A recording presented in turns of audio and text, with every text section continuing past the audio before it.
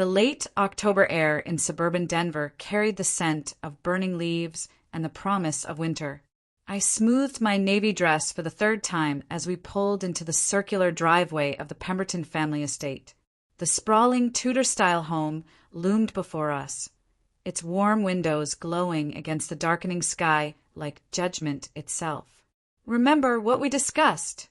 my husband Brad muttered, adjusting his tie in the rear-view mirror. His jaw was set in that familiar way that made my stomach clench. "Tonight is important for my promotion. Dad's business partners will be here." I nodded, my throat suddenly dry. 22 years of marriage had taught me that Brad's idea of not embarrassing him meant becoming invisible. Don't speak unless spoken to. Don't share opinions. Smile, nod, and let him handle the conversations that mattered. The front door swung open before we could knock, revealing Brad's mother, Patricia, in her signature pearls and perfectly coiffed silver hair. Her smile was as polished as her appearance. "Bradley, darling!" she exclaimed, embracing her son while barely acknowledging me with a cool nod.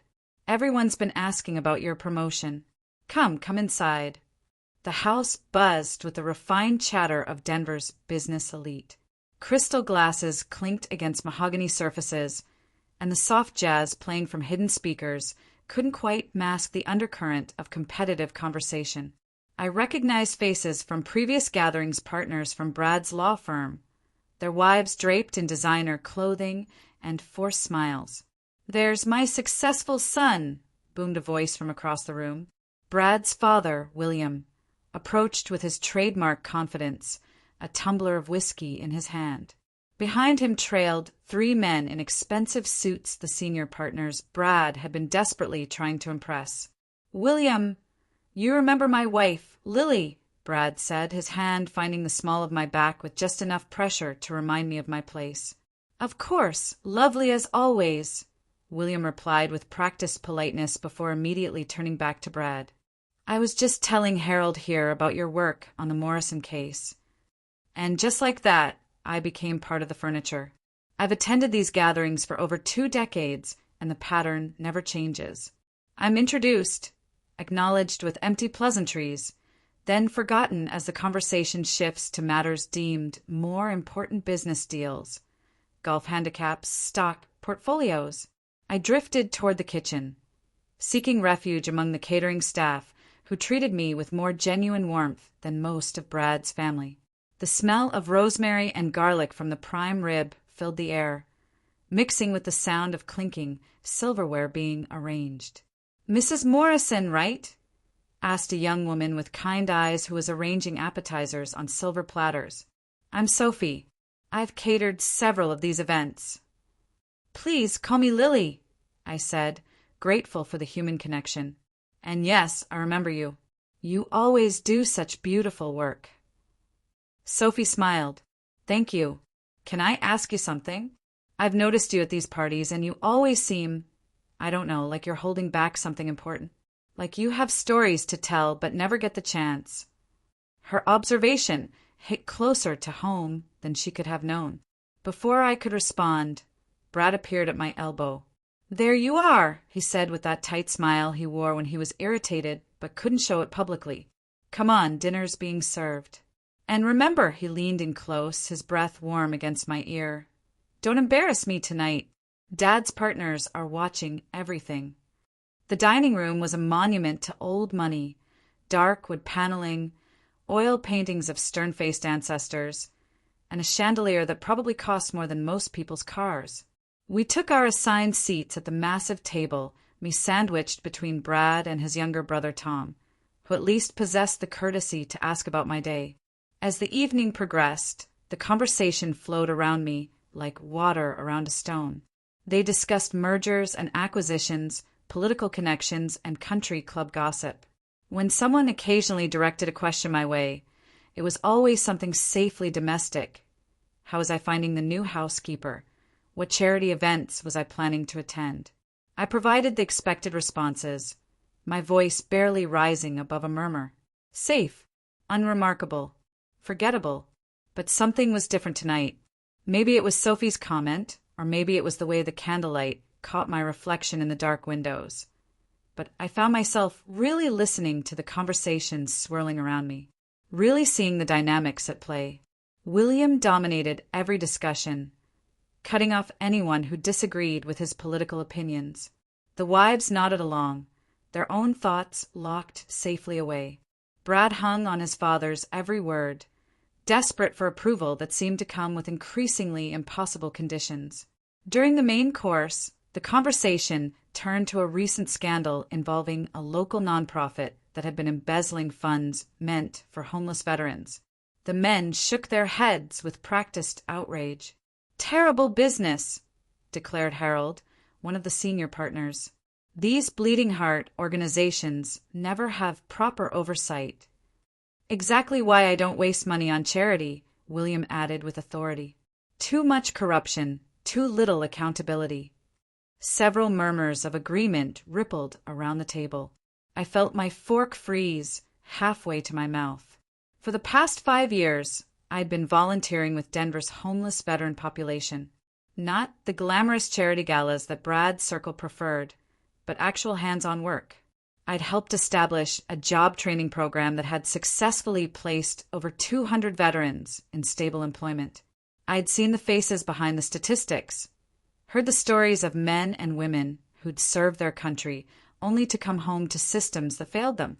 But as the conversation continued, painting all veteran advocacy with the same brush of incompetence and corruption, I felt that familiar tightness in my chest.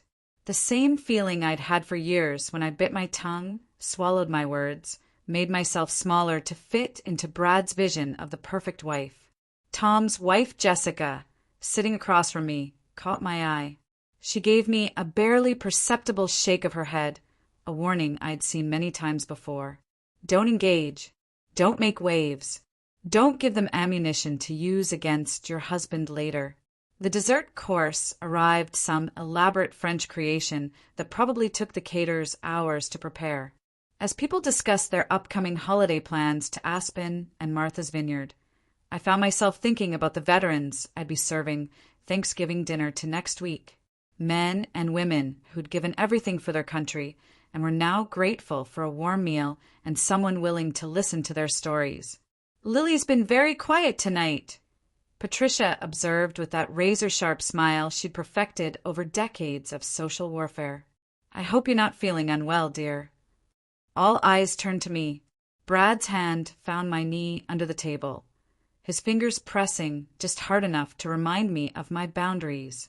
"I'm fine, thank you," I managed, my voice sounding foreign to my own ears. "Just enjoying listening to everyone." "Such a good listener," William chuckled. "That's what every successful man needs, a wife who knows when to speak and when to stay quiet."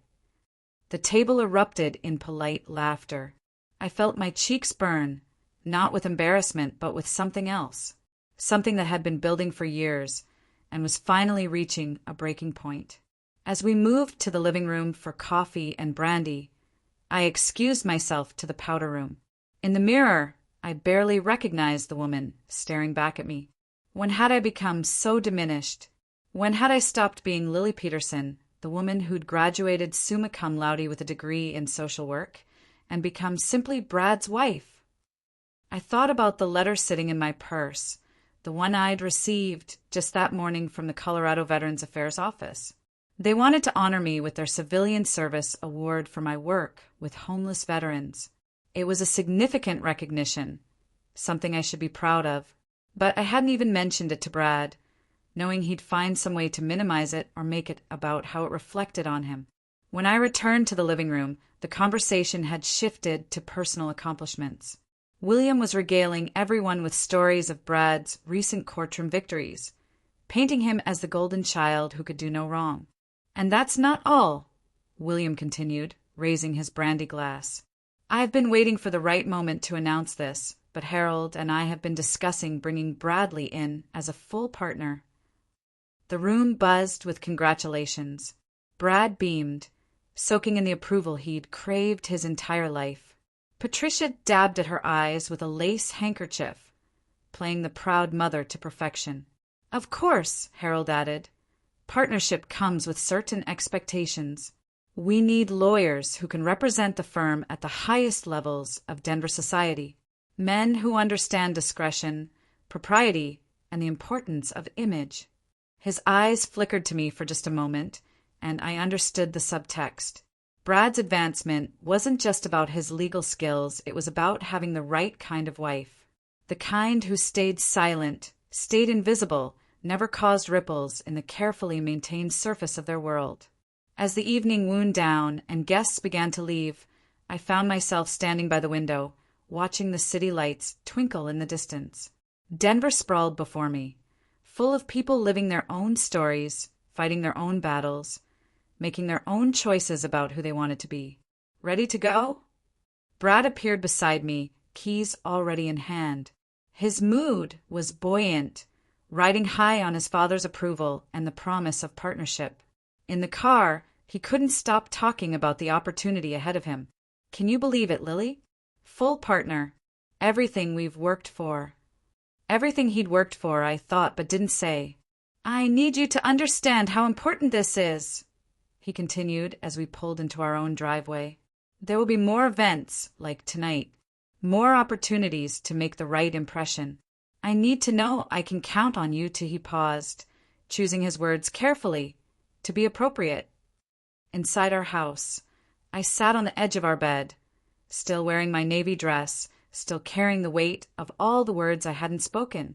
On my nightstand lay the letter from the Veterans Affairs Office, and beside it, a photo from last Christmas at the Veterans Center, me surrounded by men and women whose faces showed real gratitude, real respect, real recognition of my worth. For 22 years, I'd been the perfect corporate wife. I'd attended the right parties, joined the right committees, said the right things. I'd made myself smaller and smaller until sometimes I wondered if I'd disappear entirely. But tomorrow was Sunday and I had plans. Plans that had nothing to do with Brad's approval or his father's expectations. Plans that reminded me who I used to be, and more importantly, who I could still become. As I finally changed out of my dress, I caught my reflection in the full-length mirror.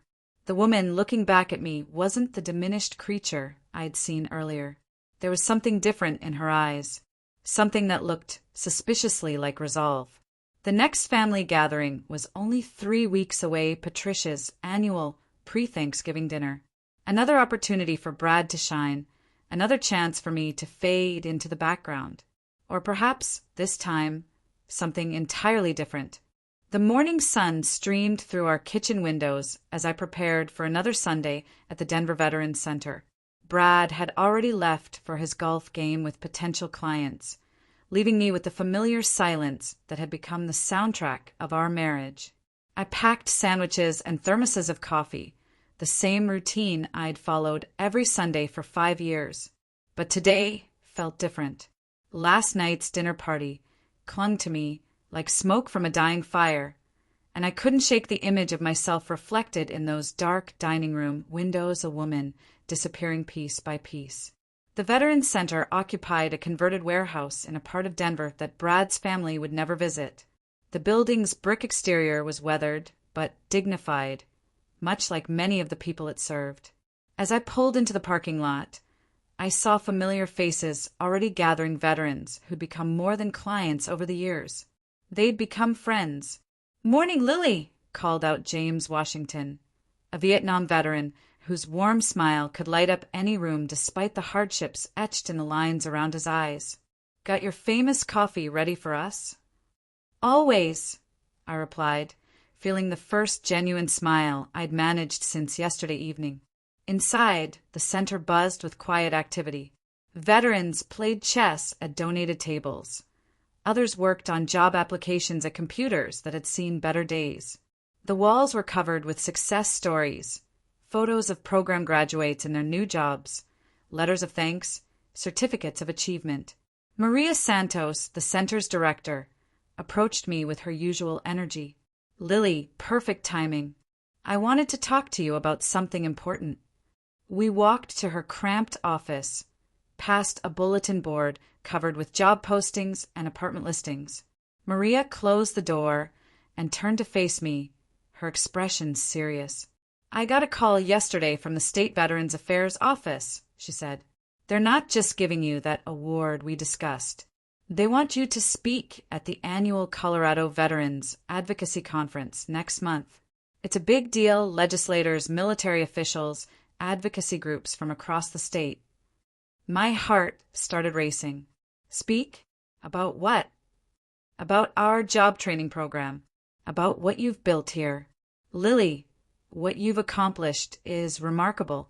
You've helped create something that's become a model for other cities. They want you to share your expertise. I thought about Brad's words from the night before. Don't embarrass me. Standing up at a state conference, speaking about my work with homeless veterans, that would definitely not fit his definition of appropriate behavior for a future partner's wife. I don't know, Maria. It's complicated. She studied my face with the keen insight that had made her such an effective advocate. Is this about your husband? The question hung in the air between us. Maria had met Brad exactly once, at a center fundraiser 3 years ago.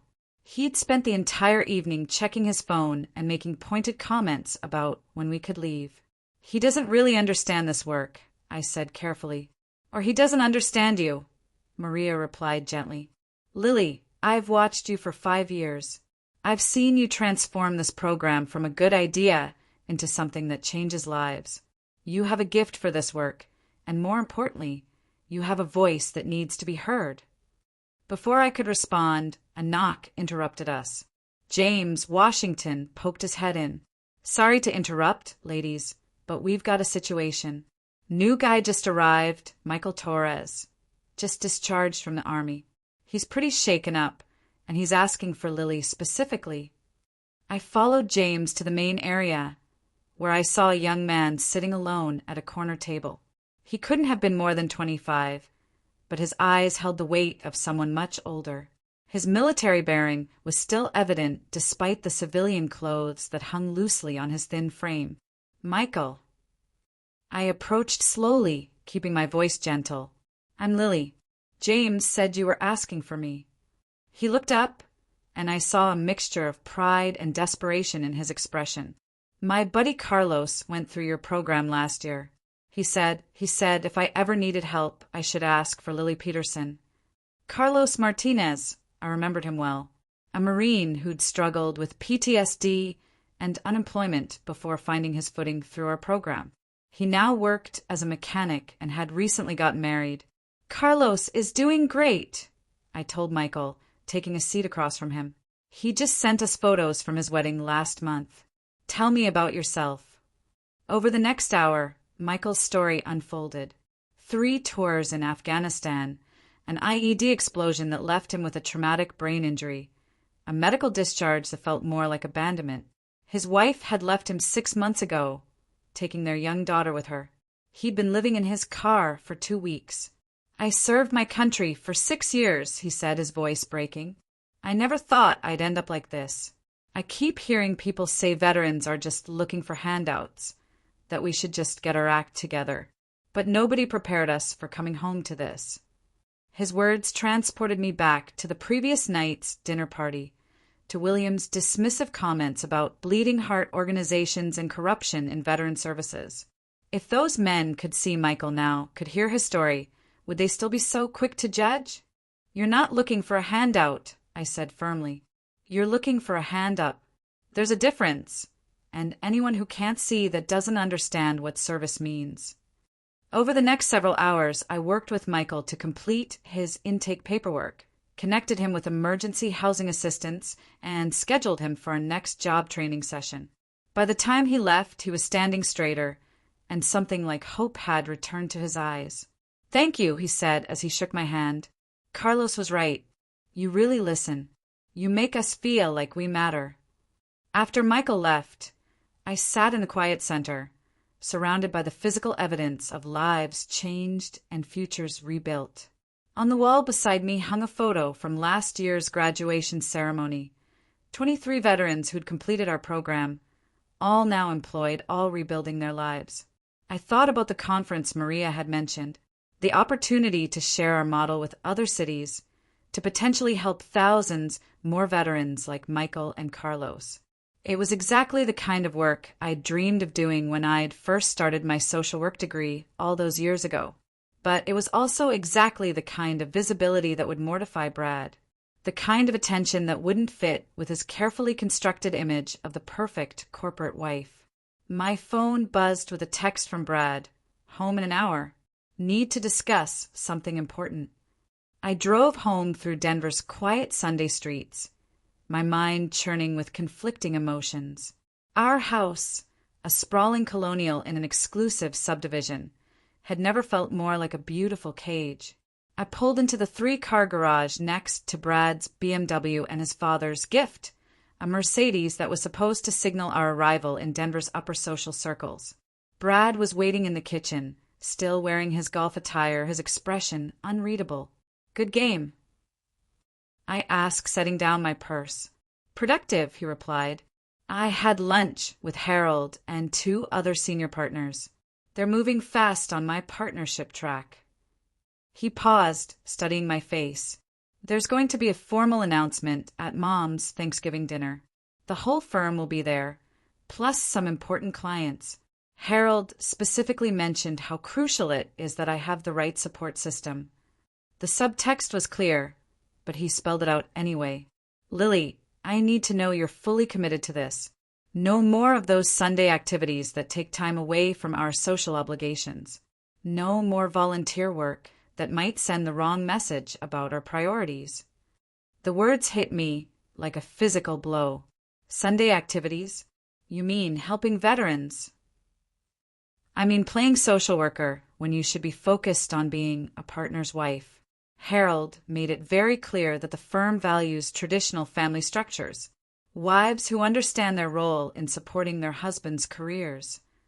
I stared at him, this man I'd been married to for over 2 decades, and realized I was looking at a stranger. When had he become someone who could dismiss 5 years of meaningful work as playing social worker? When had I become someone whose worth was measured solely by my ability to enhance his image? What if I said no? I asked quietly. His expression hardened. Then you'd be jeopardizing everything we've built together, everything we've worked for. Everything you've worked for, I corrected. When did my dreams stop mattering? Your dreams. Brad laughed, but there was no humor in it. Lily, be realistic. What you do at that center, it's nice, I suppose, but it's not a career. It's not building anything lasting. This partnership will set us up for life.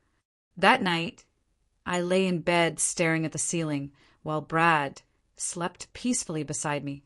On my nightstand, the letter from the Veterans Affairs office seemed to glow in the darkness. A formal recognition of work that had changed lives, created lasting impact, built something meaningful from the ground up.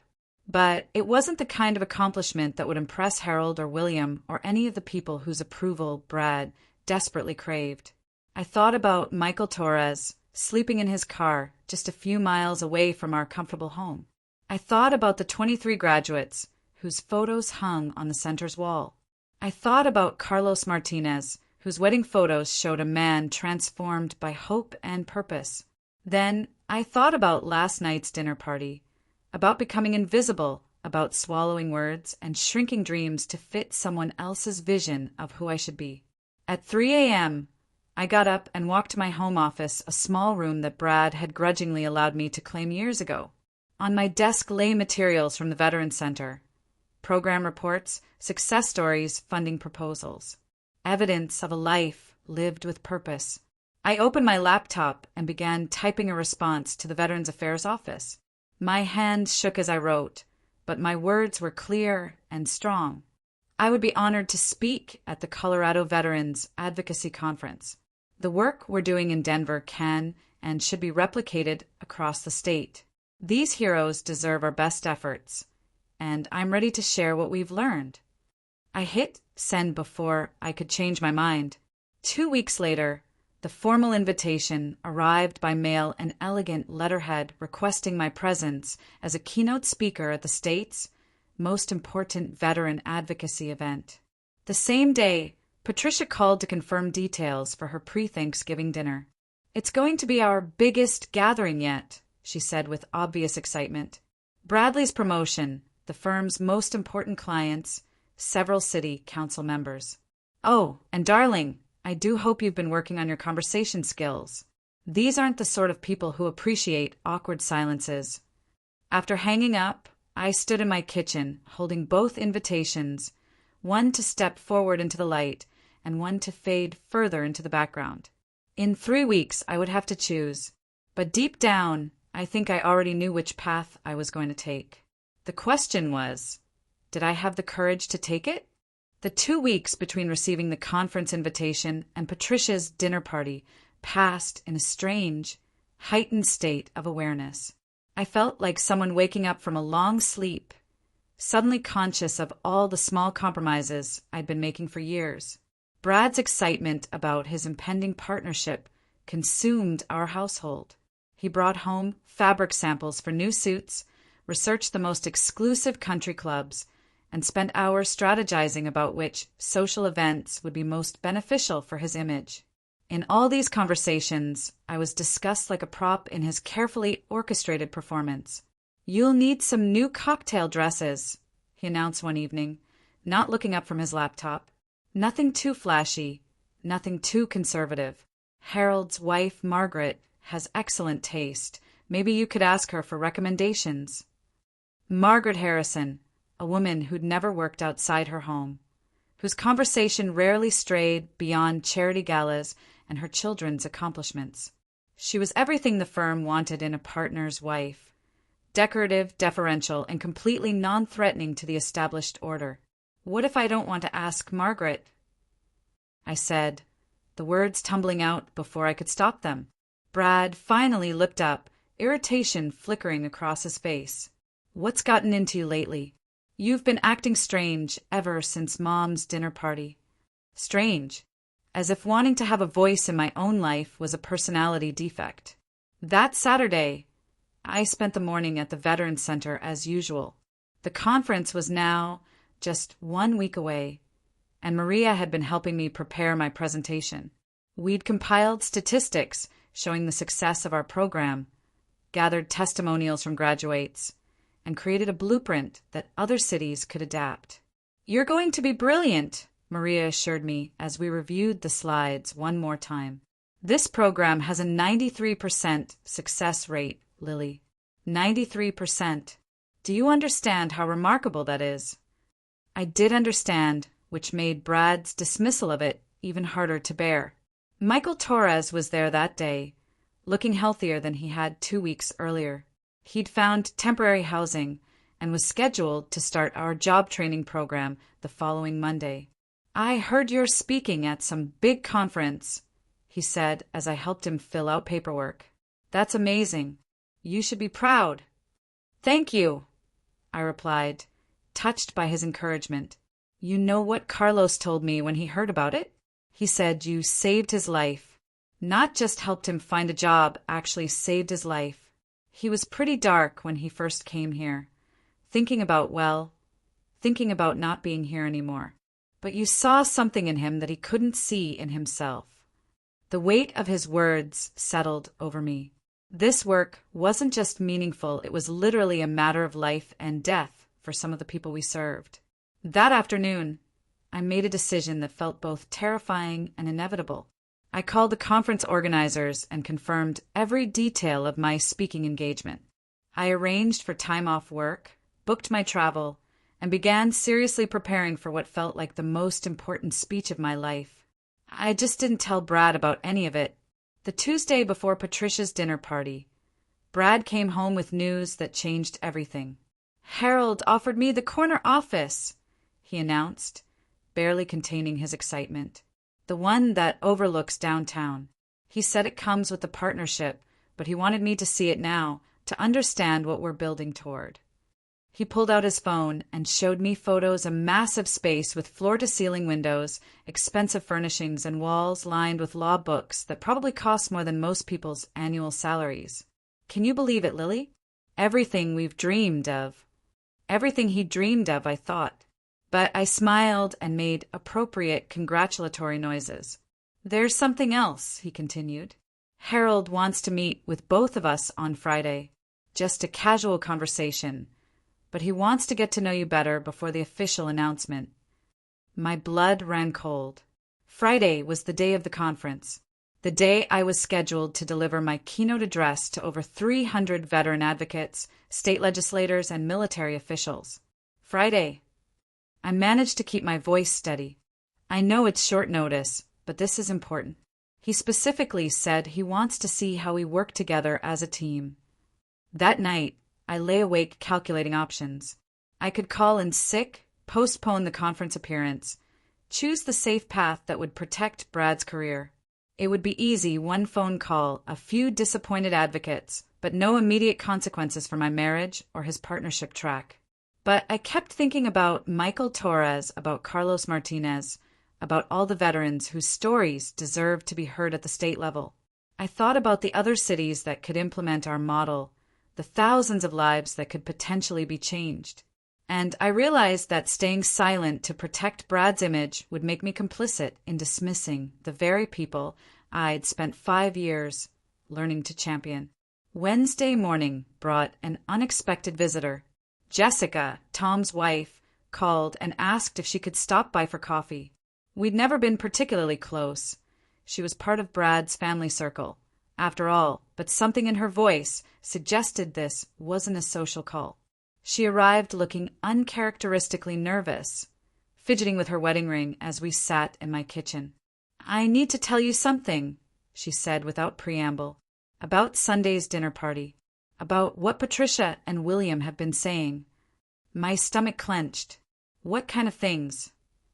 "They're worried about you, about your activities. William heard from someone that you work with homeless people, and he thinks it reflects poorly on the family image. Patricia suggested that once Brad makes partner, you should focus on more appropriate, charitable work." The euphemism hung in the air between us. Appropriate, charitable work meant the kind that involved writing checks and attending galas, not getting your hands dirty with actual human suffering. "There's more," Jessica continued, looking miserable. "They've been discussing whether you're suitable for Brad's new position, whether you understand what's expected of a senior partner's wife." The words shouldn't have surprised me, but they still hit like a punch to the gut.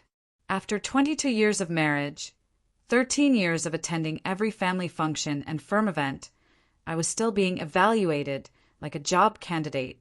"Why are you telling me this?" I asked. Jessica was quiet for a long moment. "Because 10 years ago I was in a similar position. Tom was up for promotion at his company, and I had an opportunity to go back to school for my master's degree. I wanted to study environmental law, maybe work for the EPA. But Tom said it wouldn't look right, that his company preferred wives who were available for entertaining and social obligations." She stared into her coffee cup. "So I didn't go back to school. I became the perfect corporate wife instead. And you know what? Tom got his promotion, and I got a lifetime of wondering who I might have been." The silence stretched between us, filled with the weight of choices made and opportunities lost. "Don't make my mistake, Lily," she said softly. "Don't let them convince you that your dreams are less important than their image." That afternoon, I sat in my home office, staring at 2 calendars. On one, Friday was marked with conference keynote 2 p.m. On the other, Brad had written, Herald meeting, 2 p.m. important. The collision course was set. There was no way to do both. No compromise that would satisfy everyone. I would have to choose between the person I'd been trying to become and the person everyone expected me to remain. I called Maria at the Veterans Center. "I need you to know," I said, "that no matter what happens, I'm speaking at that conference on Friday." "Lily," her voice was concerned, "is everything all right?" "It will be," I replied, and for the first time in weeks I meant it. Thursday evening arrived with an early winter storm that blanketed Denver in pristine snow. Patricia's house would look like something from a magazine tomorrow night, perfectly decorated, flawlessly orchestrated. a setting worthy of Brad's moment of triumph. Brad spent the evening rehearsing talking points for his meeting with Harold, practicing the modest confidence he'd need to display when accepting congratulations. He was in his element, energized by the proximity of his long-sought goal. "I still can't believe it's finally happening," he said as we got ready for bed. "Partner at Harrison, Webb and Associates. My name on the letterhead. Everything Dad always said I could achieve. Always his father's approval he was chasing, I realized. Not success for its own sake, but validation from a man who'd spent decades making love conditional on achievement. "Are you excited about tomorrow?" he asked, misinterpreting my silence as shared anticipation. "Yes," I replied, which was true, though not in the way he imagined. That night, I made my final preparations for the conference. I reviewed my speech notes one last time, packed my materials, and laid out the professional suit I'd wear, not to impress Brad's family, but to represent the veterans who'd trusted me with their stories. At midnight, I wrote a letter and placed it on Brad's nightstand. He'd find it in the morning, after I'd already left for the conference. In it, I tried to explain what I'd realized over the past few weeks, that we'd built our marriage on the foundation of my silence, and that foundation was no longer strong enough to support the weight of 2 lives. I wrote about the woman I'd been when we met, full of dreams and ambitions and ideas about changing the world. I wrote about the woman I'd become, carved down to fit the shape of his expectations. And I wrote about the woman I was ready to be, someone who believed her voice mattered as much as his approval. The letter ended with a simple statement: "I love you, Brad, but I can't disappear to make you comfortable anymore." Friday morning dawned, clear and cold. Brad left early for his office, planning to spend the day preparing for his meeting with Harold. He kissed me goodbye with distracted affection, his mind already focused on the afternoon that would change his life. He had no idea it would change mine too. At 10 a.m., I drove toward the Denver Convention Center, my conference materials beside me on the passenger seat. In my rear-view mirror, the mountains rose against a brilliant blue sky, and for the first time in years, I felt like I was driving toward something instead of away from it. The conference hall was already buzzing with activity when I arrived. Veterans, advocates, military officials, and legislators filled the space with purposeful energy. I checked in at the registration desk, received my speaker credentials, and was escorted to the backstage area. Maria was there waiting for me, along with 2 other program directors whose work I'd long admired. "Ready to change the world?" she asked with a grin. Through the curtains, I could see the audience taking their seats. 300 people who understood the importance of the work we were doing, who wouldn't dismiss veteran advocacy as bleeding heart ideology or question whether it was appropriate for someone like me to have opinions about policy. My phone buzzed with a text from Brad. Meeting with Harold moved to 3 p.m. "Can't wait to celebrate tonight at Mom's dinner." I turned off my phone and put it in my purse. In 2 hours, I would step onto that stage and speak about the work that had given my life meaning. I would share our model with advocates from across Colorado, potentially helping to expand services to thousands more veterans. And tonight, at Patricia's perfectly orchestrated dinner party, I would finally stop being invisible. The conference organizer appeared at my elbow. "Mrs. Peterson, you're on in 5 minutes. The audience is incredibly excited to hear from you." I took a deep breath, thinking about Michael Torres and Carlos Martinez and all the other veterans whose stories had brought me to this moment. Thinking about the woman I'd been 22 years ago and the woman I was finally ready to become again. "I'm ready," I said, and for the first time in decades, I truly was. The auditorium fell silent as I walked to the podium. 300 faces looked back at me, veterans, advocates, state officials, and military leaders who'd gathered to discuss real solutions to real problems. For a moment, I thought about Brad sitting in Harold's office at that exact moment, discussing his future while having no idea that I was about to step fully into mine. "Good afternoon," I began, my voice stronger than I'd expected. "My name is Lily Peterson, and 5 years ago, I thought I knew what service looked like. I told them about my first day at the Denver Veterans Center, about my naive assumptions and comfortable prejudices. I talked about James Washington, whose gentle wisdom had taught me that homelessness wasn't a character flaw, but a systemic failure. About Carlos Martinez, whose transformation from despair to hope had shown me what was possible when we actually listened to veterans instead of talking about them. As I spoke, something remarkable happened.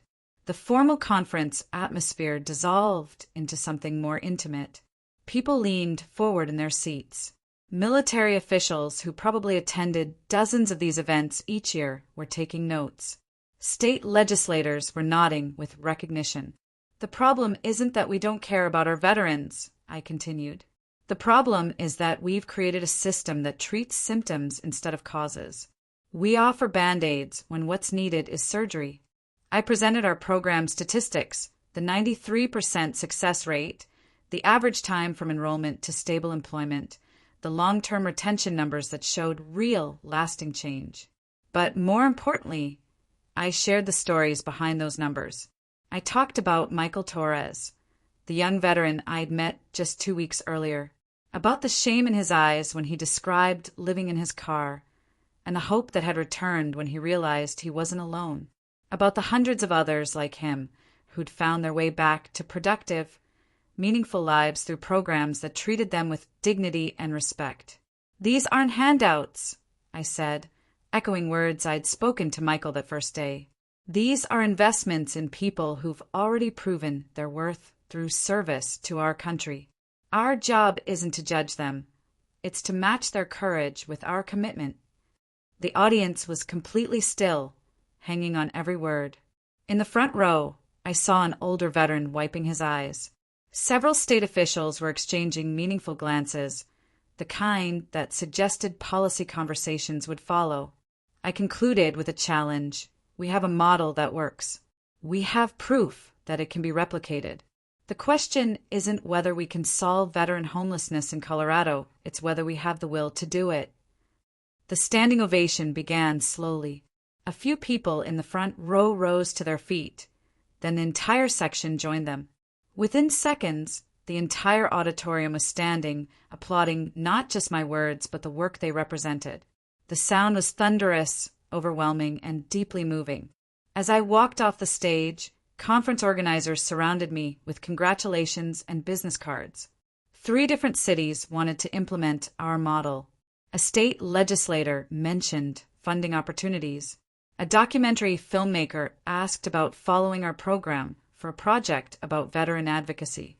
But all I could think about was the clock on the wall, which showed 3:45 p.m. Brad's meeting with Harold would be over by now. Patricia's dinner party was in 3 hours. The drive home felt surreal. I'd just experienced one of the most professionally fulfilling moments of my life. But I was returning to a world where that achievement would be seen as a betrayal rather than a triumph. Brad's car was already in the driveway when I arrived. Through the kitchen window, I could see him pacing, his phone pressed to his ear. His body language suggested the conversation wasn't going well. I sat in my car for a moment, gathering courage for what was about to happen. The letter I'd left on his nightstand had laid out my position clearly, but letters couldn't prepare either of us for the reality of this confrontation. When I walked into the house, Brad was ending his phone call. He turned to face me, and I saw an expression I'd never seen before, a mixture of rage, bewilderment, and something that might have been fear. "Where the hell have you been?" he demanded, holding up my letter. "What is this supposed to mean?" "Exactly what it says," I replied, keeping my voice calm. "I spoke at the Veterans Advocacy Conference today. I accepted an award for 5 years of service to homeless veterans. I did work that matters. Work that matters." His voice rose to a shout. "Do you have any idea what you've done? Harold asked about you today, asked where you were, why you weren't available for our meeting. I had to make excuses, tell him you were sick." "I'm not sick, Brad. I'm awake, maybe for the first time in 20 years. He stared at me as if I'd become a stranger. Harold said something else. He said he'd heard rumors about your volunteer activities. He wants to know if they're the kind of thing that would reflect well on the firm. The careful phrasing was typically Herald code for whether my work with homeless veterans would embarrass the prestigious firm that valued image above all else. "And what did you tell him?" I asked. I told him it was just a hobby. Something you'd be giving up once I'm made partner. His eyes were pleading now. "Please tell me you can live with that. Please tell me you can go to Mom's dinner tonight and be the person they expect you to be." I looked around our beautiful kitchen, with its granite countertops and stainless steel appliances, its carefully coordinated color scheme and expensive light fixtures. We'd built a lovely cage, and for 20 years I'd been grateful for the comfort it provided. "I can't," I said quietly. "I can't pretend my work doesn't matter. I can't smile and nod while people dismiss the very people I've spent 5 years learning to advocate for. I can't be invisible anymore, Brad." "This is insane," he said, running his hands through his hair. "You're throwing away everything we've built together. For what? For a bunch of homeless people who don't even know your last name." The contempt in his voice was like a slap. "They know exactly who I am. They see me, Brad. They value my work, my ideas, my contributions. When was the last time you did that?" He was quiet for a long moment, staring out the window at the snow-covered yard where we'd hosted countless barbecues for his colleagues and their appropriately silent wives. "The dinner party starts in 2 hours, he said finally. "Everyone will be there. Dad, Harold, the senior partners, their wives. This is the night I've been working toward my entire career." "Then go," I said. "Celebrate your achievement. You've earned it." "Not without you." Harold was very clear about that. Partners need the right kind of support system. I walked upstairs to our bedroom, Brad following close behind. From my closet, I pulled out the navy dress I'd worn to his family's dinner party, just 3 weeks earlier, the dress I'd been wearing when I first realized how completely I'd disappeared. "I'll make you a deal," I said, laying the dress on our bed. "I'll go to your mother's dinner party tonight. I'll wear this dress. I'll sit where you tell me to sit, and I'll be the perfect corporate wife for one last evening." Relief flooded his face. "Lily, thank you. I knew you'd understand how important." "I'm not finished," I interrupted. "I'll do all of that, but I won't be silent. If anyone asks about my work, if the conversation turns to veterans or homelessness or social services, I'm going to tell them exactly what I do and why it matters. I'm going to speak with the same voice I used at that conference today." The relief drained from his expression. "You can't. Please, Lily, you don't understand the stakes here." "I understand them perfectly. The question is, do you understand mine?" An hour later, I stood in front of our bathroom mirror applying makeup for Patricia's dinner party. In a few hours, I would walk into that Tudor-style house where I'd spent so many evenings making myself small. But tonight would be different. Tonight I would speak. Brad tried one more time as we drove through Denver's quiet streets. "It's not too late to reconsider. We could tell them you're still not feeling well, that you need to take it easy. Just get through tonight without making waves." "I made waves today that could change veteran services across Colorado," I replied. "I'm not going to apologize for that now." Patricia's house blazed with light, its windows glowing like judgment itself. But as we pulled into the circular driveway, I realized the metaphor had changed. It wasn't judgment waiting for me inside, it was simply an audience. Like the conference audience, they would hear my words and decide for themselves what those words meant. The difference was I no longer cared whether they approved. The front door opened before we could knock, revealing Patricia in her signature pearls and carefully constructed smile.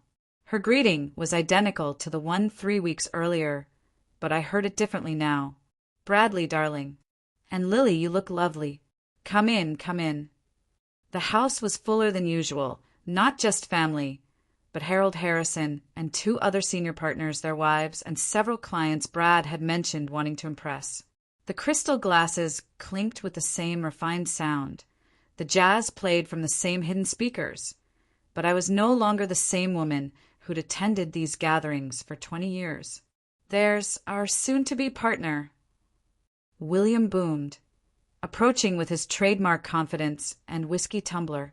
"Harold's been telling everyone about your future with a firm, son." Harold Harrison stepped forward, a distinguished man in his 60s whose opinion had ruled our household decisions for months. "Bradley, perfect timing. I was just telling the Jennings about your exceptional work on the Morrison case." As the men launched into their familiar pattern of business discussion, I felt the old dynamic trying to reassert itself.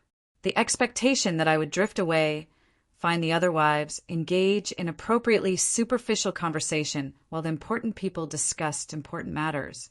Instead, I remained where I was. "Mr. Harrison," I said during a natural pause in the conversation, "I understand you had questions about my volunteer work." The conversation stopped. Every face turned toward me, and I saw expressions ranging from surprise to alarm. Brad's face had gone completely white. "I thought you might be interested to know that I spoke at the Colorado Veterans Advocacy Conference today. We discussed expanding our homeless veterans services statewide." Harold's carefully neutral expression didn't change, but I saw something shift behind his eyes. "That's interesting. I wasn't aware you were involved in policy work." 5 years now, we've helped over 200 veterans transition to stable employment and housing. The state wants to use our model in 3 other cities. The silence stretched uncomfortably. I could feel Brad's panic radiating from beside me, could see Patricia's horror at this deviation from script. But I could also see something else: genuine interest from a couple of the younger associates' wives, curiosity from one of the clients who'd served in Vietnam. "That's remarkable work," said the Vietnam veteran, a client named Robert Chin. "I've read about programs like that. Very difficult to achieve those success rates." "It is," I agreed. "But it turns out that when you treat veterans like the capable, experienced professionals they are, rather than charity cases, they respond accordingly." Harold's wife, Margaret, the woman Brad thought I should emulate, looked distinctly uncomfortable. "I'm sure it's very fulfilling. But isn't that the sort of work better left to professionals?" "I am a professional," I replied calmly. "I have a degree in social work and 5 years of specialized experience in veteran advocacy. Today, I was recognized by the State Veterans Affairs Office for developing innovative approaches to transitional services." I could see the calculation happening behind Harold's eyes. Brad had told him this was just a hobby, something I'd abandon for partnership obligations. Instead, he was learning that his potential partner's wife was an award-winning advocate whose work was being recognized at the state level.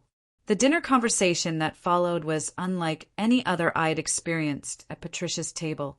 Robert Chin asked detailed questions about our program model. One of the younger partners mentioned a brother-in-law who'd struggled after returning from Iraq. Even Patricia, clearly flustered by the deviation from her carefully planned evening, found herself listening as I described the real challenges veterans faced in civilian life. But the moment that changed everything came during dessert. William, perhaps threatened by the attention my work was receiving, decided to reassert traditional dynamics. "Well, this has all been very interesting," he said with patronizing dismissal, "but I think we can agree that Bradley's partnership is the real news of the evening. That's what builds lasting security for families." The familiar put down delivered with the same arrogant confidence I'd witnessed 3 weeks earlier, the signal that it was time for me to remember my place, to step back into invisibility while the men discussed matters of real importance. Instead, I set down my dessert fork and looked directly at him. "William, with respect, I disagree. Brad's partnership is wonderful news, and I'm proud of his achievements. But suggesting that his career is more important than work that's changing lives and informing state policy, that seems like a very narrow definition of what builds lasting value." The silence was absolute. Patricia looked like she might faint. Brad appeared to be considering whether he could disappear entirely. But Harold Harrison was studying me with undisguised interest. "Mrs. Peterson," he said carefully, "you seem to have strong opinions about social policy. Do you see this work as something you'll continue pursuing?" Here it was the moment of truth. The choice between the safety of Brad's approval and the integrity of my own voice. "Absolutely," I said without hesitation. "In fact, I've been asked to serve on a state committee that's developing veteran services legislation. It's exactly the kind of work I went to school to do." I saw the moment when Harold's calculation shifted. Instead of seeing me as a potential liability to Brad's partnership, a wife who might embarrass the firm with inappropriate interests, he was reassessing me as someone whose state-level connections could actually benefit the firm's reputation. "Interesting," he said. "The firm has been looking for ways to expand our public service profile. Pro bono work, community connections. This could be very valuable." The conversation that followed transformed the entire evening. Instead of dismissing my work, Harold began asking strategic questions. How connected was I to state legislators? Which other advocacy organizations was I working with? What kind of media attention had our program received? By the time coffee was served, I realized something extraordinary had happened. By refusing to minimize my accomplishments, by speaking about my work with the authority it deserved, I had changed how everyone in the room saw me. More importantly, I had changed how I saw myself. As the evening wound down and guests began to leave, Harold approached me privately. "Mrs. Peterson, I hope you'll consider having lunch with me next week. I'd like to discuss how your advocacy work might align with some of the firm's community engagement goals." After everyone left, I stood in Patricia's kitchen, helping her load the dishwasher, a task I'd performed countless times over the years. But tonight, the silence between us was different. "I don't understand what's gotten into you," she said finally. 3 weeks ago, you were perfectly normal. Tonight you were. I don't even know how to describe it." "I was myself," I replied, maybe for the first time in 20 years. The drive home was quiet. Brad stared out the passenger window at the snow-covered streets, processing what had just happened. "Harold wants to have lunch with you," he said finally. "I heard. This could actually work out. If he sees your advocacy work as an asset to the firm instead of a liability."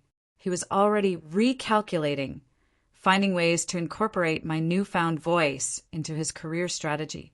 It was so typically Brad that I almost laughed. "This isn't about your partnership," I said gently. "This is about me finally remembering who I am." At home, as we got ready for bed, Brad made one final attempt to process the evening's events. "I still don't understand why you had to make such a scene. Why you couldn't just go along with things the way we always have." I looked at him across our bedroom. This man I'd loved for over 2 decades, whose approval I'd once thought was worth any sacrifice. "Because the way we always have required me to disappear," I said. And I finally realized that the cost was too high. 6 months later, I stood at another podium, this time addressing the Colorado State Legislature about veteran services funding. In the audience, I saw Maria from the Veterans Center, Michael Torres in his new job training program uniform, and Carlos Martinez with his wife and baby daughter.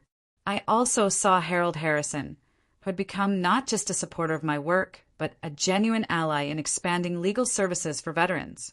Brad's partnership had gone through smoothly, partly because Harold now saw our family as a strategic asset to the firm's community engagement efforts. But the real change wasn't in how others saw me, it was in how I saw myself. The woman who had spent 20 years making herself smaller, who had swallowed her words and diminished her dreams to fit someone else's vision, was gone. In her place stood someone who understood that the most profound courage isn't found in grand gestures, but in the simple act of refusing to be invisible. As I concluded my remarks to the legislature, I thought about that night at Patricia's dinner party, the night I finally stopped whispering and started speaking. The night the whole room clapped, not because I'd said what they wanted to hear, but because I'd finally found the courage to say what needed to be said. The standing ovation that followed wasn't just for the legislation I was proposing. It was for every voice that had been silenced, every dream that had been deferred, every person who had ever been told that their contribution didn't matter. But this time I knew better. This time I knew that my voice and every voice like it mattered more than anyone's approval. And that knowledge had set me free